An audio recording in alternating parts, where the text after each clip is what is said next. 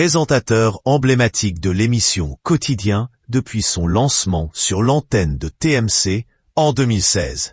Yann Barthès était aux commandes d'un nouveau numéro de son talk-show le jeudi 12 juin 2025. Ce jour-là, le journaliste a notamment accueilli deux de ses illustres consoeurs en plateau. En effet, Marie-Sophie Lacaro et Isabelle Iturburu étaient ses invités. Pour rappel, Marie-Sophie Lacaro a pris la succession du regretté Jean-Pierre Pernaut aux commandes du JT de 13h de TF1 en 2021.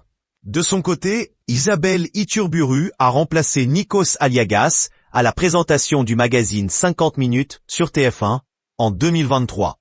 De plus, elle est récemment devenue la nouvelle présentatrice joker du JT de 13h de TF1, suite au départ de Jacques Legros. Face à ces deux invités, Yann Barthès s'est montré, comme à son habitude, assez taquin.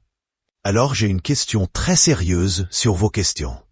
Je voudrais savoir qui dans votre rédaction se pose les questions qu'on ne se pose jamais, et qu'une fois que vous l'avez posée, on veut absolument la réponse. Oups, la meilleure depuis des semaines, c'est celle-ci, a-t-il notamment lancé en s'adressant à Marie-Sophie Lacaro. Le présentateur de Quotidien a ensuite diffusé un extrait du JT de 13h de TF1 à l'antenne, dans lequel Marie-Sophie Lacaro posait la question suivante.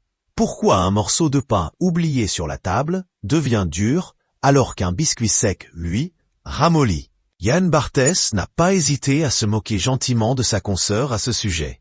C'est une vraie question qui arrive à transformer les questions de la vie qu'on ne se pose jamais, mais qu'en fait, on se pose toujours, a-t-il ainsi déclaré. Exactement.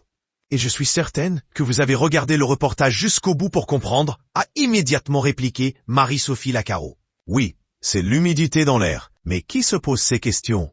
A ensuite voulu savoir l'animateur de TMC. L'équipe du 13h a alors souligné la présentatrice de TF1. C'est vrai. Mais vous avez une liste? A tout de suite surenchéri Yann Barthès. Pas du tout. Mais on vit ensemble. On se parle beaucoup. La presse parle beaucoup. Les régionales, tous les correspondants. C'est au moment du déjeuner, par exemple. On déjeune ensemble après le 13h. Et puis, à un moment, une question va fuser.